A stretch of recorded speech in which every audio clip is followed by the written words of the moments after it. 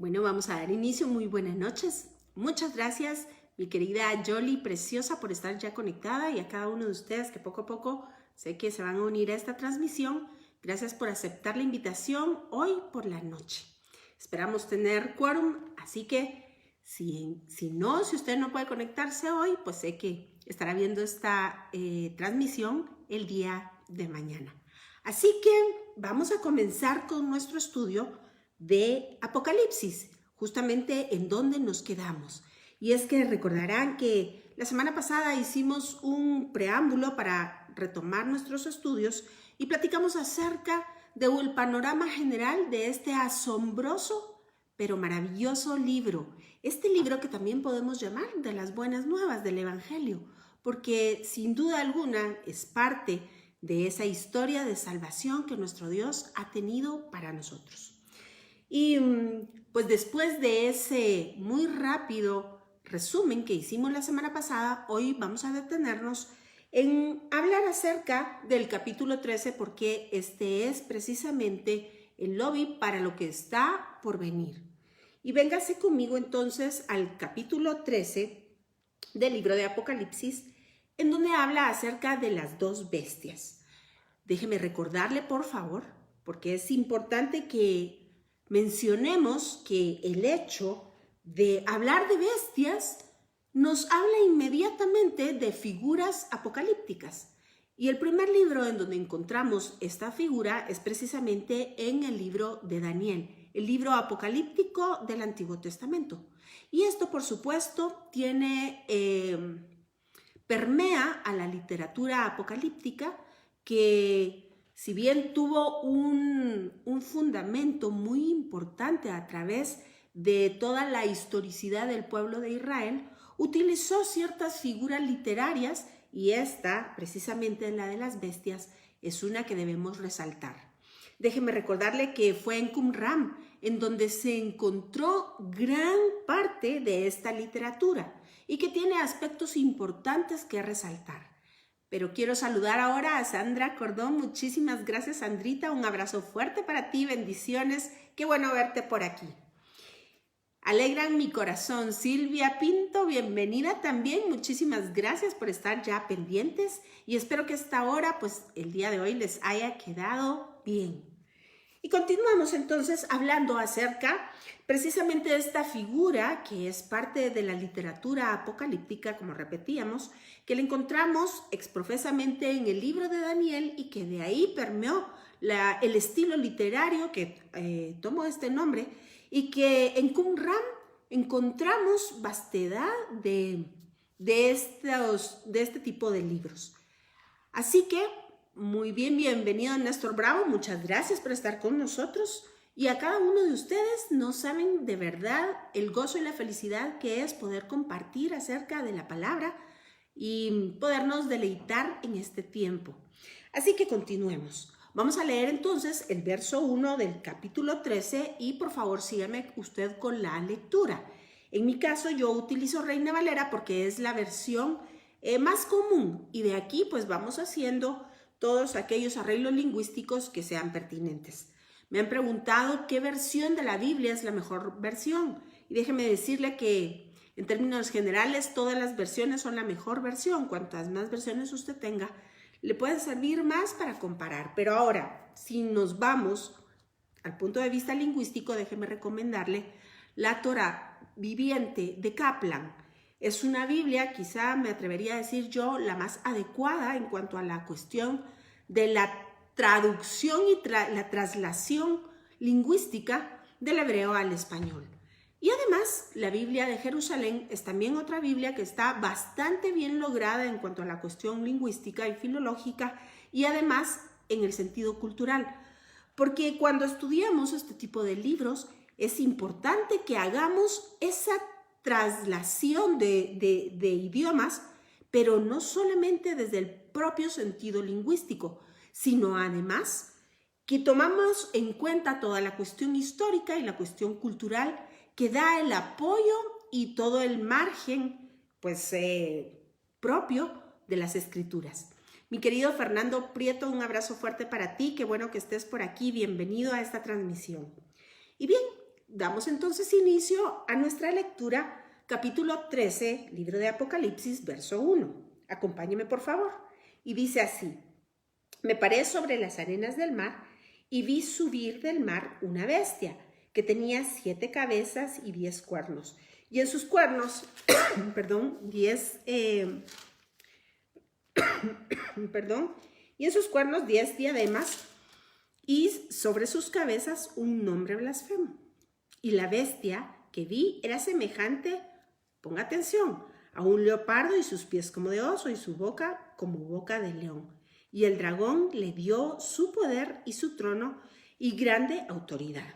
Vi una de sus cabezas como herida de muerte, pero quiero enfatizar algo que es muy importante. ¿Recuerda usted que dentro del lenguaje metatextual nosotros hemos platicado que precisamente la figura del mar es una figura de caos, pero también, de acuerdo al libro de Apocalipsis, nos explica que también se refiere a los pueblos del mundo, a los pueblos gentiles? Bienvenida Elvira Garrido desde América del Sur, desde Perú. Un abrazo fuerte para ti. Te amamos y nos alegra mucho verte por aquí. Así que cuando hacemos referencia de esta bestia que sale precisamente del mar, entendemos que es un reino, porque las bestias obedecen a presentar o a ser la figura que representa a los reinos o a los reyes. Y déjeme decirle que el hecho de que salga precisamente del mar nos está hablando que es de muchos pueblos, extranjeros por supuesto. ¿Cómo podemos entonces compaginar y entender que es real lo que estamos pensando? Muy sencillo. Nos vamos entonces al verso 2 y dice aquí la descripción de esta bestia. Si usted se recuerda, hemos hablado de ella precisamente en el libro de Daniel, en el capítulo 2, y subsecuentemente en capítulos siguientes, en donde precisamente esta misma estatua que está descrita en el capítulo 2 toma la figura y se expresa por medio de figuras precisamente de animales, y son exactamente los mismos que aparecen descritos en este verso que acabamos de leer. Así que entendemos que esta es una cuestión histórica, y esto es hermoso porque nos da esa secuencia lineal del libro. Es importante entender y que nosotros podemos concientizar que Dios es el mismo ayer, hoy y por los siglos. Y su palabra tampoco cambia. Así que lo que fue dicho antes es vigente para el día de hoy. Por supuesto, tal y como nos lo explica la carta a los Hebreos, habiendo hablado Dios muchas veces y de muchas maneras en otro tiempo a nuestros padres por los profetas, en estos postreros días nos ha hablado en el Hijo. Así que en ese sentido debemos entender también el texto de Eclesiastés cuando nos dice que todo lo que fue, será y volverá a ser, que nada hay nuevo debajo del sol. Muy buenas noches, mi querida y estimada Kerry Álvarez. Qué bueno que esté por aquí. Muchísimas gracias por siempre estar pendiente de nuestras transmisiones.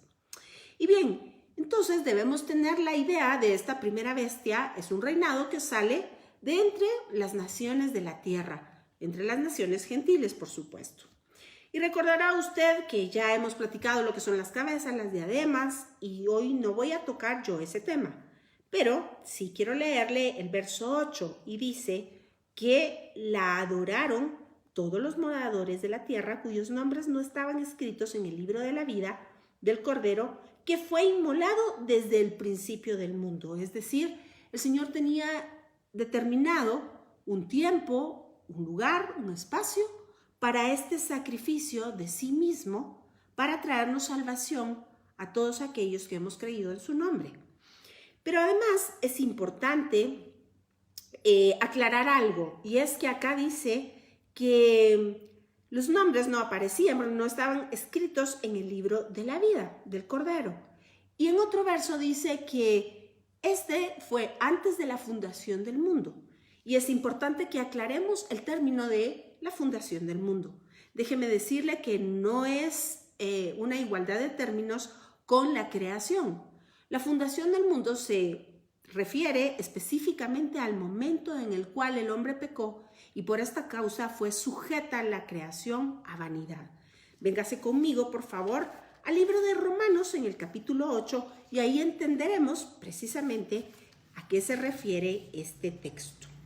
Y estoy entonces en el verso 19 del capítulo 8 y dice de la siguiente manera, estoy en el libro de Romanos, porque el anhelo ardiente de la creación es oiga bien, el anhelo de la creación es el aguardar la manifestación de los hijos de Dios. ¿Sabe usted por qué? Porque cuando los hijos pecaron, la creación sufrió como consecuencia por amor el mismo amor de Dios a sus hijos, a su creación, al hombre, sujetó bajo esperanza, dice, ahorita lo vamos a leer, a esta creación. Así que lo que sucederá cuando los hijos sean nuevamente llevados a ese nivel, a la estatura del varón perfecto, cuando sean, tal y como dice aquí, manifestados en esta otra situación espiritual, entonces mire lo que sucederá con la creación. Porque la creación fue sujeta a vanidad, no por su propia voluntad, sino por causa del que la sujetó en esperanza. Así que la misma creación tiene esperanza. Dios la sujetó en esperanza. Déjeme decirle que aunque los términos en el español, cuando lo leemos del libro de Apocalipsis, pareciera decirnos que Dios va a agarrar los cielos y la tierra y los va a hacer un rollito y lo va a tirar a la basura, realmente no se refiere a eso. Cuando la Biblia nos dice cielos nuevos y tierra nueva, se refiere a esto precisamente, a volver a llevar a ese nivel de perfección a su propia creación. Dios no es un Dios neurótico, Dios mantiene su palabra porque su palabra es igual que Él, es de su propia naturaleza, es eterna. Así que continuamos leyendo, verso 21, porque también la creación misma será libertada de la esclavitud de corrupción a la libertad gloriosa de los hijos de Dios. Porque sabemos que toda la creación gime a una y a una está con dolores de parto hasta ahora. Y no solo ella, sino que también nosotros mismos que tenemos las primicias del Espíritu.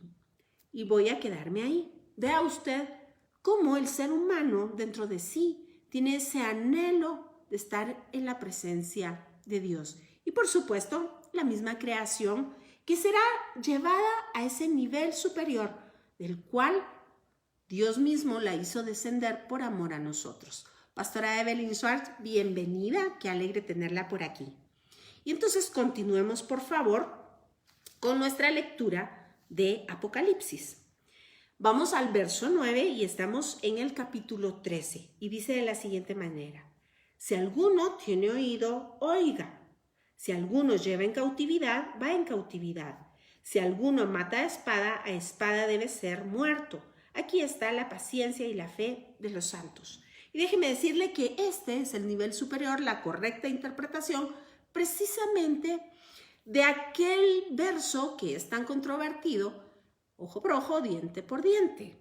La ley que en algunos casos se ha desvirtuado la forma de interpretarlo. Déjeme decirle que esa ley precisamente habla, la ley del talión, de la justa retribución, una cosa por otra, el equivalente de una cosa por otra igual. Es así como, de la misma manera, la Biblia nos dice, si por un accidente mataste al asno de tu vecino, debes de restituirlo de esta manera. Si, no sé, ¿qué le puedo decir? Si robaste, debes entonces retribuir de esta manera. Y a eso es a lo que se refiere. ¿Y sabe por qué?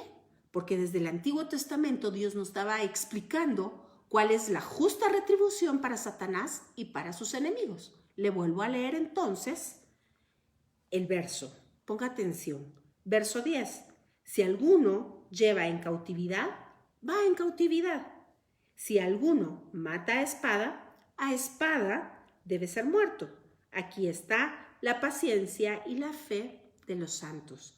Porque eso es lo que esperamos, que Dios mismo, tal y como lo dice Ezequiel, cuando se expresa que con la ira de su propia nariz expulsará a sus enemigos, déjeme contarle que es un hebraísmo que se refiere a que Dios mismo en persona descenderá a darle retribución a sus propios enemigos.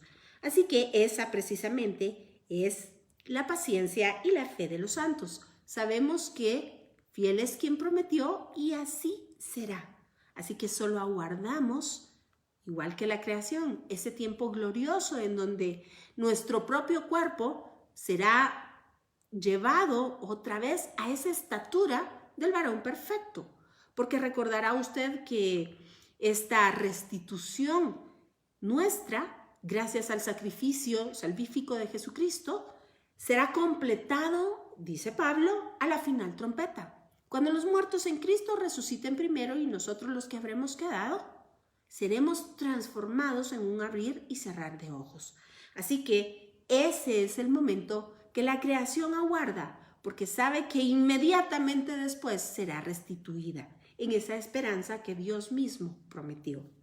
Y vamos entonces ahora a ver la segunda bestia. Verso 11, y vea bien lo que dice.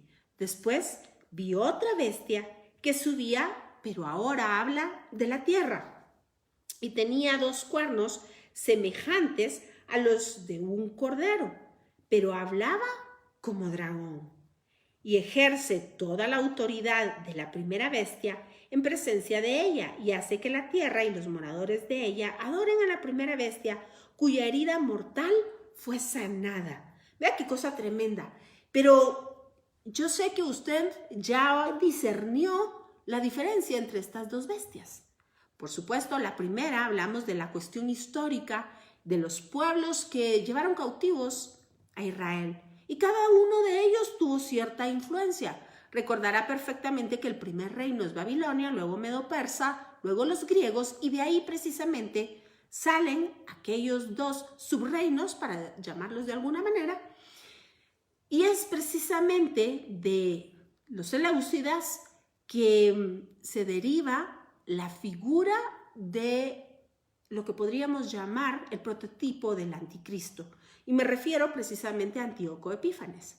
Pero es importante entender que fue precisamente el objetivo de este prototipo de anticristo que le abrió la puerta precisamente a algo que incluso hasta el día de hoy la iglesia adolece. Déjeme decirle que precisamente fue aquí cuando los judíos empezaron a helenizar, es decir, a tomar costumbres y parte de la filosofía de este pueblo, que diametralmente es opuesto a la santidad de Dios. Así que empezó la helenización, y usted recordará perfectamente, porque hemos platicado todo aquello cuanto hizo Antíoco Epífanes precisamente en el templo de Jerusalén, cómo desacró el templo, cómo sentó una imagen de Zeus y lo que esto representa a Satanás mismo, cómo sacrificó una cerda en el lugar santísimo y esparció su sangre a manera de burla, porque por supuesto recordará usted que hemos hablado que todo el sacrificio y el sistema ceremonial levítico se refiere o es una sombra a lo que se anunciaba a Jesucristo mismo y su sacrificio en la cruz del Calvario. Así que usted puede entender la importancia y el nivel de, no sé qué palabra utilizar, desconsuelo, desasosiego, indignación, cólera, que el pueblo de Israel debe haber sentido cuando vio esto. Ese fuego santo, ¿qué le puedo decir yo a usted? Ese celo por la casa de Dios, por Dios mismo, que es tan importante, porque recordará usted que un grupo de sacerdotes se levantaron, y es de ahí donde sale esta historia asombrosa de los macabeos, cuando los pocos vencieron a los muchos, gracias, por supuesto, a la ayuda de Dios. Y además, recordará usted cómo Hasta el día de hoy se celebra el milagro del aceite, 8 días encendiendo la menorá con un poquito de aceite que correspondía para un solo día. Por supuesto, esto tiene una implicación escatológica y profética preciosa, y aunque no es una fiesta de santa convocación, es decir, no está descrita en Levítico 23, sí es una fiesta avalada por Jesucristo mismo, porque aparece descrita que Jesús estaba ahí el día de Hanukkah en el Evangelio de Juan. Y déjeme decirle que hay secretos hermosos que espero este año.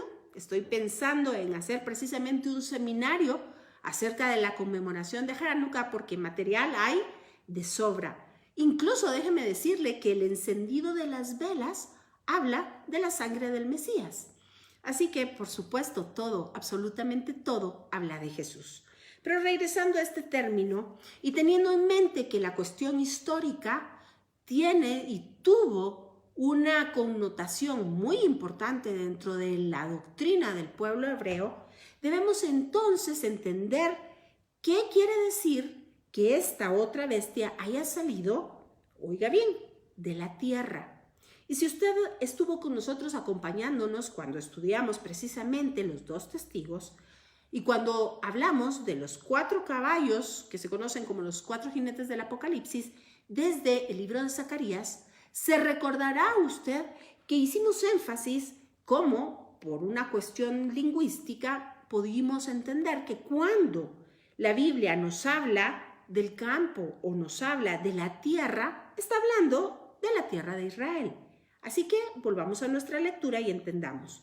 Después vi otra bestia que subía de Eretz Israel, de la tierra, y tenía 2 cuernos semejantes a los de un cordero. Vea usted las semejanzas y el metalenguaje que utiliza Juan precisamente para explicarnos por medio de figuras y de símbolos cómo va a ser toda esta cuestión de las bestias. Bienvenido, Pastor Juan Antonio Ávila. Qué bueno que esté con nosotros. Muchísimas gracias por compartir este tiempo con nosotros en esta transmisión. Y bien, dice, y tenía 2 cuernos semejantes a los de un cordero, pero hablaba como dragón. Y déjeme contarle, ya lo hemos hecho en transmisiones pasadas, que precisamente después de que se da esta revuelta de los macabeos, que el templo es dedicado nuevamente al Señor y que todo regresa a su orden, sucede algo importante. Fíjese usted que se rompe la sucesión del sacerdocio y del reinado. Si nos vamos al Antiguo Testamento, hay instrucciones claras para quiénes son o quiénes pueden ser los levitas o los sacerdotes y quién puede ocupar el cargo de sumo sacerdote. Y es así entonces como precisamente los sacerdotes solo pueden ser de la tribu de Leví y el sumo sacerdote es solamente descendiente de Aarón. Y claro está que el reinado le pertenece al linaje de David. Pero entonces es en ese tiempo preciso de la historia, más o menos en el año 165 a.C., que se rompe esta institución y esta sucesión por linaje del sacerdocio y del reinado. Y es aquí cuando entran en juego Juan Hircano y Alejandro Janeo. Muy buenas noches, bienvenida Pastora Claudita, un abrazo fuerte mi querida amiga. Qué alegre y qué bendición tenerte por aquí.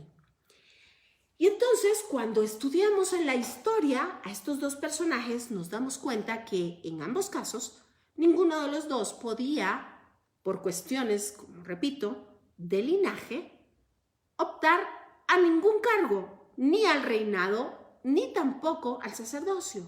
Pero esto les importa poco. Y por una cuestión de política y económica también, se quedan ellos en sucesión. Precisamente a manos o a cargo de ellos se queda la dirección del templo. Y es aquí cuando empiezan entonces lo que ahora conocemos como los partidos de Israel, y a esto me llamo a los fariseos, a los saduceos, a los...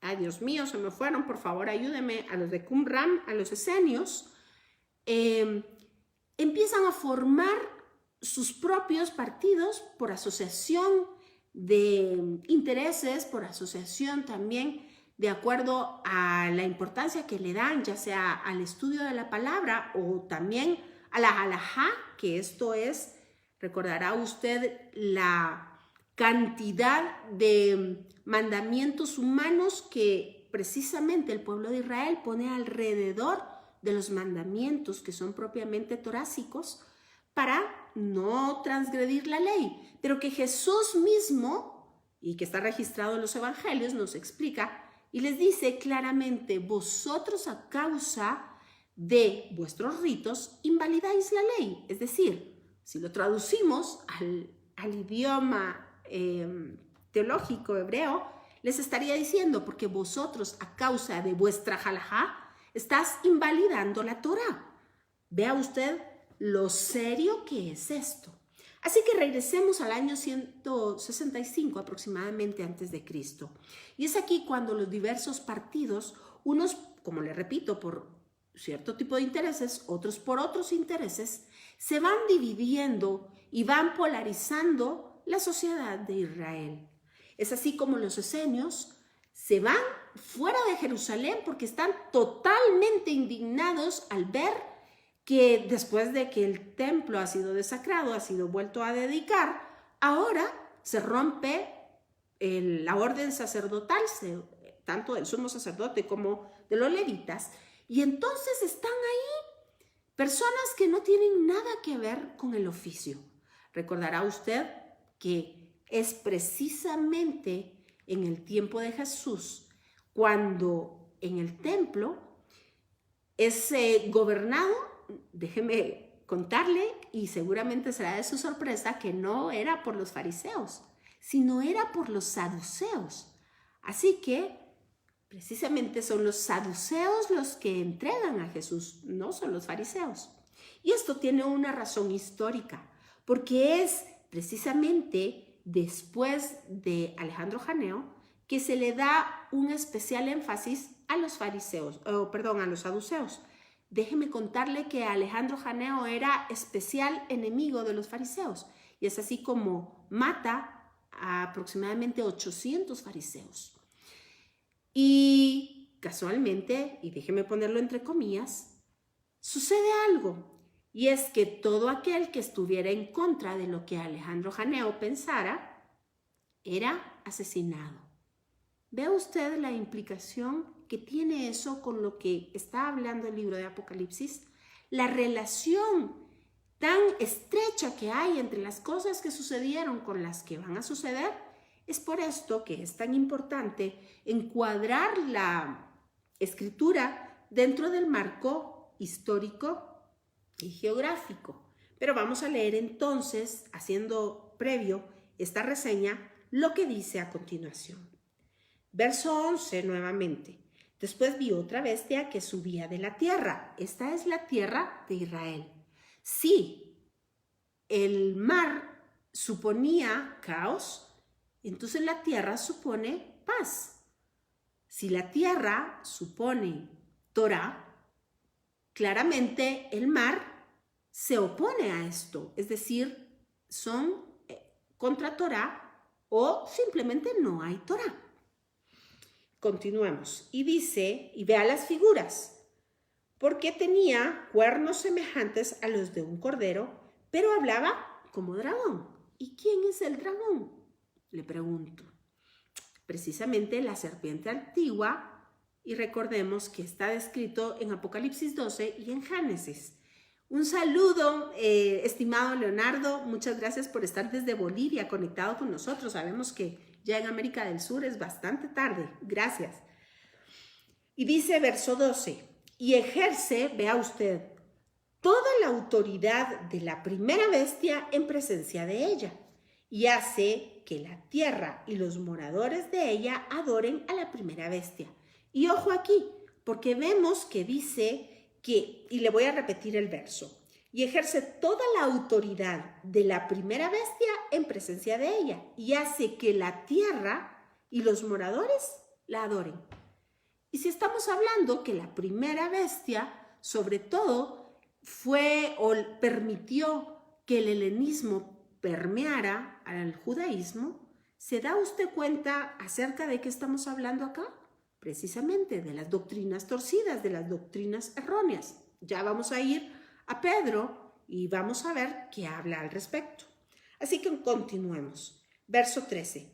También hace grandes señales, de tal manera que aún hace descender fuego del cielo a la tierra, delante de los hombres. Y por supuesto, todo esto es un mensaje metatextual y está hablando, claro está, que le ha sido dado poder. Y engaña a los moradores de la tierra con las señales que se le ha permitido hacer en presencia de la bestia, mandando a los moradores de la tierra que se hagan imagen a la bestia que tiene la herida de espada y vivió. Y esto se recordará usted cuando hablamos hace un par de semanas que precisamente estábamos refiriéndonos al imperio griego, que aún a pesar de haber sido vencido por los judíos, este imperio no desapareció, sino continuó herejías, pastora, exactamente, herejías, a eso nos referimos, y a doctrinas erróneas, doctrinas fuera de la Torá, y vamos poco a poco a entender cuáles son esas doctrinas. Pero le decía que esta imagen ha permeado, ha entrado, o esta bestia, quiero decir, ha permitido que entre el helenismo, la helenización al pueblo de Israel, que vayan haciendo poco a poco a un lado la Torá y que vayan entonces asimilando costumbres y filosofías, tal y como dice Pablo, huecas filosofías. Y al tal punto que usted puede buscar en la historia del pueblo de Israel y verá cómo en el primer siglo crecen corrientes como el gnosticismo o la costumbre de los nicolaitas, tal y como lo explica el mismo libro de Apocalipsis. Así que esto es muy, muy importante que lo vayamos teniendo en mente. Pero continuemos el verso 15.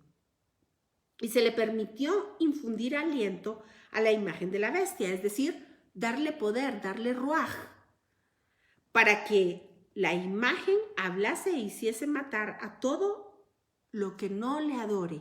Y quiero hacer una salvedad. Cuando nos referimos al ruaj, es precisamente, se puede traducir como aliento, como viento o como poder.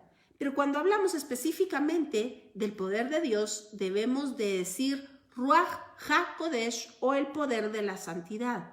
Este es el poder con el que se nos ha impartido a nosotros. Ya vamos a verlo. Está descrito en Efesios, está descrito por Pablo en Corintios y nos habla del poder que nos ha sido dado de Dios mismo para que podamos vivir de acuerdo a su voluntad. Pero aquí, aunque la palabra que se utiliza es la misma en cuanto al poder, obviamente no es el poder de Dios. Así que, además, quiero aclarar que el término que dice acá, que le hagan imagen, no se refiere a una estatua. El término en griego que se utiliza acá es ícona, y esto se refiere a una semejanza o algo que nos da a entender un simbolismo que nos lleva a pensar en lo que se está describiendo. Algo así como nuestros iconos del teléfono. Usted ve la figura y sabe a qué se refiere esa aplicación. Más o menos esa es la explicación. Continuemos, verso 16. Y hacía que a todos los pequeños y grandes, ricos y pobres, libres y esclavos, se les pusiese una marca en la mano derecha o en la frente. Y estoy yéndome algo rápido porque pues nosotros ya hemos estudiado todo esto con detenimiento. Si usted hasta ahora está sumándose a nuestra transmisión, yo le sugeriría que pueda ver las transmisiones pasadas para que pueda ir, tal y como lo hemos hecho, estudiando verso por verso, línea por línea, palabra por palabra, e irle dando una interpretación más adecuada a las escrituras. Y mi querida pastora Loreni, qué gozo verte por aquí. Un abrazo con todo cariño. Muchas bendiciones para ti. Y continuemos. Y aquí me quiero tomar un poco de tiempo. Y dice que, le voy a volver a leer el verso 16. Y dice así: y hacía que todos, pequeños y grandes, ricos y pobres, libres y esclavos, se les pusiese una marca en la mano derecha o en la frente. Y esto hablamos claramente que es una contraposición a lo que Dios mandó en Deuteronomio 6:4. Recordará que dice ahí: escucha, oh Israel, el Señor tu Dios uno es, y hablarás estas palabras que yo te mando hoy cuando salgas al camino, cuando llegues a tu casa, se las dirás a tus hijos. Y dice, y las pondrás como totafod entre tus ojos, es decir, en la frente, y sobre tu mano. Y es aquí cuando los judíos lo entienden de manera literal y hacen las filactelias o aquellas cajitas en donde ponen rollitos de Torah y se las envuelven también en la mano. Pero en un sentido superior a esto, sabemos que algo entre nuestros ojos, en la frente, se refiere a la manera de pensar, cómo la Torah debe de ser parte fundamental, central de nuestras vidas, tal y como lo dice el Salmo 1. Que en ella esté nuestra delicia y que en ella meditemos de día y de noche. Hay un dicho judío que dice: lo que los ojos ven, el corazón desea y la mano actúa.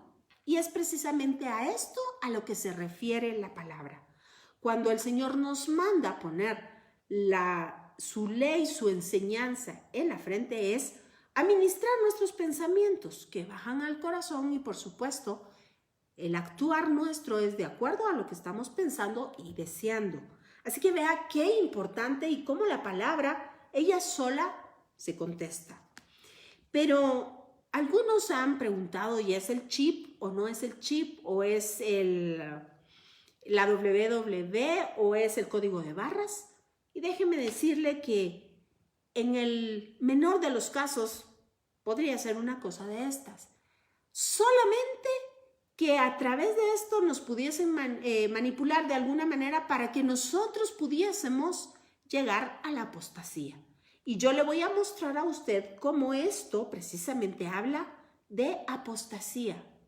Cualquier otra cosa queda pequeña comparado con la gravedad de lo que se refiere a la apostasía. Así que continuemos, por favor. Y vea que además aquí vamos a señalar algo. Si fuese un chip, si fuese algo por el estilo, aunque déjeme decirle que por supuesto hay globalismo y hay deep state y todo lo demás, no estamos diciendo que no. Esto es si bien parte de, pero no se refiere precisamente a la cuestión política y económica, que por supuesto forma parte de ello, forma parte de los últimos tiempos, claro. Pero aquí el punto focal es el alejarse de la enseñanza de Dios. Ese es el punto que Satanás persigue y con ello todas las demás estratagemas para sacar al pueblo de Dios de la verdad de la palabra de Dios. Así que continuamos. Y dice aquí que ninguno pudiese comprar ni vender sino el que tuviese la marca o el nombre de la bestia o el número de su nombre. Así que hay un equivalente aquí entre el número de su nombre, la marca de la bestia y ¿qué otra cosa? Es la marca, el número y el nombre. Ambas, las tres cosas representan lo mismo. Pero, ¿por qué hay un término económico aquí? ¿Por qué dice que nadie puede comprar ni vender? Vamos a descubrirlo. Y si realmente fuese en el sentido literal el término económico, vamos hacia arriba.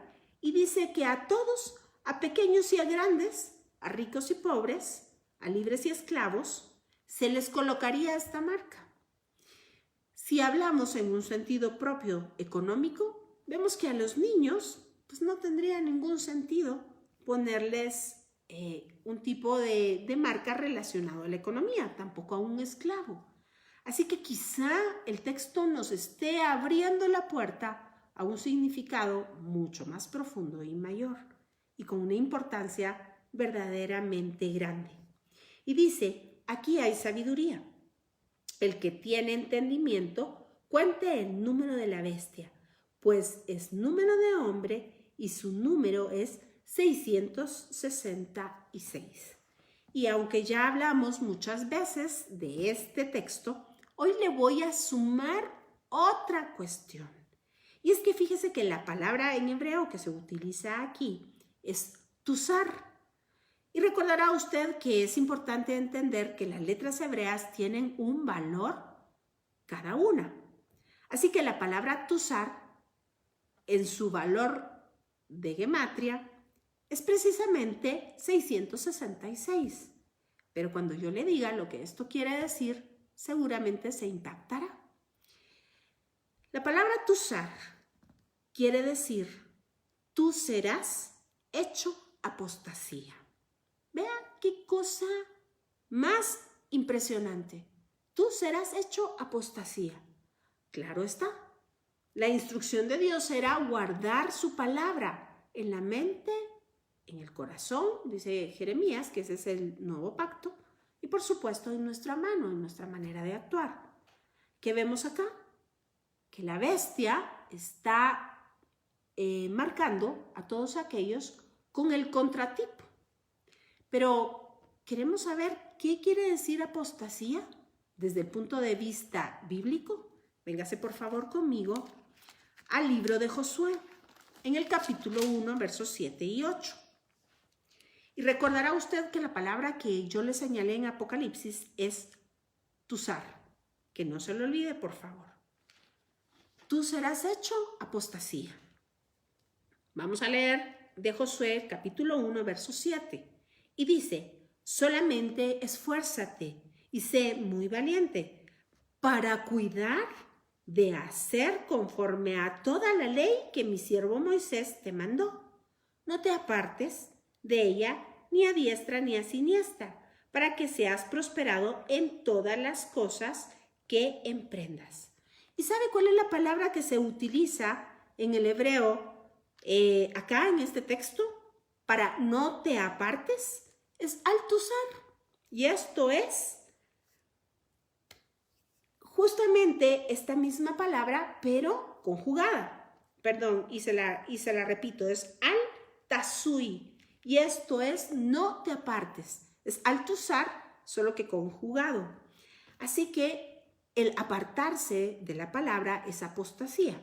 Si la traducimos del griego, debiésemos decir que apos quiere decir desde y tasis quiere decir, fíjese bien, permanecer fuera.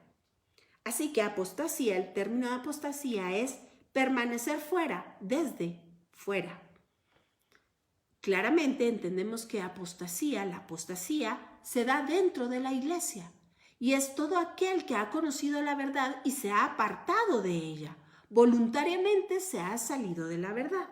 Déjeme contarle que en el entendimiento hebreo, el que apostata es aquel que cambia tan solo una letra a la instrucción. Por supuesto, esto es en un sentido metafórico y porque cada una de las letras de la palabra tiene una serie de interpretaciones dentro de ella misma. Es por esto que precisamente uno de los sabios más grandes, lingüistas del pueblo de Israel, dice que la Torá tiene 70 rostros, porque la interpretación es extensa. Y claro está, hay reglas de interpretación que no nos permiten salirnos o contradecir el texto, pero esto no limita a la Torá. Es así que debemos de cuidar cada una de las letras de la palabra, de la santa palabra que está escrita acá. Pero regresemos al texto y le voy a volver a leer el verso 7. Solamente esfuérzate y sé muy valiente para cuidar de hacer conforme a toda la ley que mi siervo Moisés te mandó. No te apartes, no te hagas apostasía de ella, ni a diestra ni a siniestra, para que seas prosperado en todas las cosas que emprendas. Nunca se aparte de tu boca este libro de la ley, sino que de día y de noche meditarás en él, para que guardes y hagas conforme a todo lo que en él está escrito, porque entonces harás prosperar tu camino. Y en el español dice, y todo te saldrá bien. Pero en el término hebreo, déjeme contarle que la palabra que aparece acá es tasquil. Y tasquil se refiere ni más ni menos a no que te vaya bien, sino que seas inteligente y entiendas. Y me va a decir usted, ¿por qué quiero yo ser inteligente y entender? ¿A qué se refiere la palabra? Pues muy sencillo, déjeme contarle que la carta a los Efesios no lo explica. Véngase conmigo precisamente a esta carta y entenderemos a qué se refiere la palabra. Vamos por favor a Efesios capítulo 1. Y dice así. Vamos a comenzar en el verso 16. Capítulo 1. No ceso de dar gracias por vosotros, haciendo memoria de vosotros en mis oraciones. Y vea por qué y para qué. Para que el Dios de nuestro Señor Jesucristo, el Padre de gloria, os dé espíritu de sabiduría y de revelación, es decir, entendimiento. Esto es tasquil. Vea lo que nos decía Josué ahí atrás. En el conocimiento de Él. Así que cuando nosotros ponemos oído y hacemos lo que la enseñanza, lo que la ley manda, ¿sabe a quién encontramos? A Jesucristo. Y dice, alumbrando los ojos de vuestro entendimiento, para que sepáis cuál es la esperanza a que Él os ha llamado. Así que no solamente encontramos a Jesucristo, sino la esperanza de gloria a la cual nos aferramos profundamente. ¿Y cuáles las riquezas de gloria de su herencia con los santos? ¿Y cuál la supereminente grandeza de su poder para con nosotros, los que creemos según la operación del poder de su fuerza, la cual operó en Cristo, resucitándole de los muertos y sentándole a su diestra en los lugares celestes?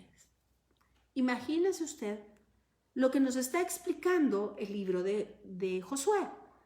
Sabiduría y revelación, dice la carta a los Efesios, para que le conozcamos a Él y las promesas de salvación. ¿Se da cuenta cómo la Biblia es toda un solo mensaje? Y si bien la carta a los Hebreos nos explica que se nos ha dado a conocer de distintas maneras, es para que logremos entender. Así que es tan importante que nosotros logremos ver todo el panorama general y que podamos asimilar que la marca de la bestia de la cual habla Apocalipsis seguramente no se refiere en su término primario a chips o a cuestiones de esta naturaleza, sino tiene una implicación enorme en relación a la vida eterna. Entonces, véngase conmigo, por favor, y vamos a irnos de regreso al libro de Apocalipsis. Y vamos a comenzar entonces a caminar en la profecía que está para los tiempos por venir. ¿Recuerda usted cuando hablamos acerca de los sellos y dijimos que seguramente por la cuestión que leíamos en la Biblia, estábamos muy probablemente en el quinto sello, ya en vísperas del sexto, esperando nada más la venida del Señor Jesucristo? Así que vamos a leer todas las cosas que están por venir. Así damos por terminado nuestro capítulo 13 y vamos a hacer un preámbulo antes de pasar al cántico de los 144,000 y vamos a entender entonces de qué se trata toda esta situación de la apostasía y por qué toda la Biblia habla de ello. Recordará usted que el libro de Daniel, que es un libro apocalíptico del Antiguo Testamento, nos dice en el capítulo 7:25 que el espíritu del anticristo ha venido precisamente a cambiar los tiempos y la ley, es decir, la Torá y las fiestas de Santa Convocación, es decir, la profecía, porque el espíritu de la profecía es el testimonio de Jesucristo. Y recordará usted también que Juan nos dice en el capítulo 5 que Jesús mismo dijo: vosotros escudriñáis la ley, escudriñáis las escrituras porque os parece que en ellas está la vida, y es que todas ellas hablan de mí. Y déjenme, y vamos por favor a hacer un paréntesis antes de irnos a Apocalipsis. Véngase conmigo, quiero mostrarle algo en el Evangelio de Lucas capítulo 24. Y me va a decir usted si no es tan importante entender el Antiguo Testamento con lo que vamos a leer acá. Recuerda usted que Jesús mismo dice: escudriñáis las escrituras porque os parece que en ellas está la vida, y es que todas ellas hablan de mí, dice Jesús. En ese punto, regresemos al momento en el que Jesús está sobre la tierra. Déjeme decirle que no hay evangelios escritos, tampoco hay cartas paulinas y tampoco hay Apocalipsis. Así que Jesús se está refiriendo al Antiguo Testamento. Véngase conmigo a el Evangelio de Lucas, capítulo 24, verso 25. Entonces él les dijo: oh insensatos y tardos de corazón, para creer todo lo que los profetas han dicho. ¿No era necesario que el Cristo padeciera estas cosas y que entrara en su gloria? Y comenzando desde Moisés y siguiendo por todos los profetas, les declaraba en todas las escrituras lo que de él se decía. Y déjeme decirle que, pues por supuesto, la ley de Moisés se refiere a la Torá. Los profetas son los Nevim y los escritos los Ketuvim. Si hacemos un acrónimo con la primera letra de cada uno de estos nombres, tenemos la palabra Tanaj. Y Tanaj es la Biblia hebrea o Antiguo Testamento. Así que aquí estamos hablando de todo el Antiguo Testamento. Y es Jesús mismo el que dice: y comenzando desde la Torá y siguiendo por los Nevim, y les declaraba los Ketuvim. Pero ahora pasémonos por favor al verso 44. Gracias, pastora Linda, por estarnos poniendo ahí los textos. Muchísimas gracias. Dice el verso 44. Y les dijo: estas son las palabras que os hablé estando aún con vosotros, que era necesario que se cumpliese todo lo que está escrito de mí en la ley de Moisés, en los profetas y en los salmos. Regresamos otra vez. Que era necesario que se cumpliese todo lo que está escrito de mí en la Torá, en los Nevim y en los Ketuvim. Entonces, vea lo que sucedió. Les abrió el entendimiento para que comprendiesen las escrituras. Y les dijo: así está escrito, y así fue necesario que el Cristo padeciese y resucitase de los muertos al tercer día. Esto es lo que se declara en la Torá, en los Nevim y en los Ketuvim. Por supuesto, hay que saber entenderlo e interpretarlo. Así que regresemos ahora a Apocalipsis y veamos entonces por qué es tan determinante la cuestión de la apostasía. Porque, por supuesto, nos separamos de la enseñanza que nos alumbra a Cristo. Así que, véngase conmigo y vamos hoy a hablar de algo muy, muy importante. Véngase, por favor, al capítulo 17, y aunque ya se nos está terminando el tiempo, vamos a empezar a tocar un poquito este tema. Y vea usted que dice aquí: condenación de la gran ramera. Y vamos a leer apenas un par de versos. Vino entonces uno de los 7 ángeles que tenían las 7 copas y habló conmigo diciéndome: ven acá y te mostraré la sentencia contra la gran ramera, la que está sentada sobre las muchas aguas. ¿Ya se recuerda usted a qué se refiere este término? Efectivamente, es sobre los pueblos que no conocen a Dios, la cual han fornicado los reyes de la tierra y los moradores, con la cual han fornicado los reyes de la tierra y los moradores de la tierra se han embriagado con el vino de su fornicación. Así que vemos aquí que habla tanto de judíos como de gentiles. La gran ramera está sentada sobre las muchas aguas, pero inmediatamente después nos dice que los moradores de la tierra, es decir, Eretz Israel, precisamente fornicaron con ella. Y me llevó en el espíritu al desierto y vi a una mujer sentada sobre una bestia escarlata llena de nombres de blasfemia que tenía 7 cabezas y 10 cuernos. Si usted ve un poquito para atrás, se dará cuenta que es precisamente la bestia de la cual hablamos hace un momento. Puede compararlo. Pero ¿cuándo fue la última vez que encontramos a una mujer en el desierto? Efectivamente, usted lo sabe, en el capítulo 12 de este mismo libro. Y hablamos en su momento que esta mujer se refiere a Israel. Así que el tiempo se nos ha acabado y yo espero dejarlo a usted con esta curiosidad acerca de lo que vamos a encontrar en los siguientes capítulos, acerca de Babilonia. ¿Quién es la ciudad, la gran ciudad? ¿Y cuál es la fornicación? ¿A qué se refiere el cáliz de esta mujer? ¿Qué hace esta mujer sobre la bestia?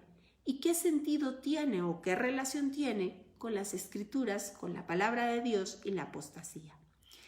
Así que para mí ha sido un verdadero gusto poderme reunir con ustedes en este tiempo. Muchísimas gracias por estar siempre al pendiente de estos estudios que compartimos con tanta alegría y con tanto amor y que pues son realmente palabras de vida, tal y como Jesucristo mismo nos lo dice. Si son de bendición para usted, por favor, comparte estos estudios. Por favor, cuente acerca de qué es un estudio metatextual. Ayúdenos a llevar la palabra de Dios, la verdad de su palabra. Recuerde que nosotros no predicamos colores o formas. Nosotros no predicamos sesgos de religiones, sino que predicamos a un único Dios, al Dios de Abraham, Isaac y Jacob, que tomó forma de hombre y murió en una cruz a causa de su grande amor por usted y por mí. Predicamos una sola palabra de verdad y de vida eterna, y esta, tal y como está escrito, no es de interpretación personal, sino tiene un sentido propio y ella sola se explica. Así que eso es un estudio metatextual y nos encanta compartirlo con usted. Muchísimas gracias por ser de tanta bendición y con el favor del Señor nos seguimos viendo en las transmisiones de esta semana. Por supuesto, en mi caso los espero la próxima semana, día miércoles, y si para ustedes es beneficioso a esta hora, podemos cambiar entonces la transmisión o seguir como estábamos en horario normal, 4 de la tarde. Por favor, hágame llegar sus comentarios. Que el Señor le bendiga, que haga resplandecer su rostro sobre usted, y esto de mejor manera que novela. Nos quedamos esperando qué va a pasar con esta mujer montada sobre una bestia. Nos vemos la próxima semana. Muchas bendiciones.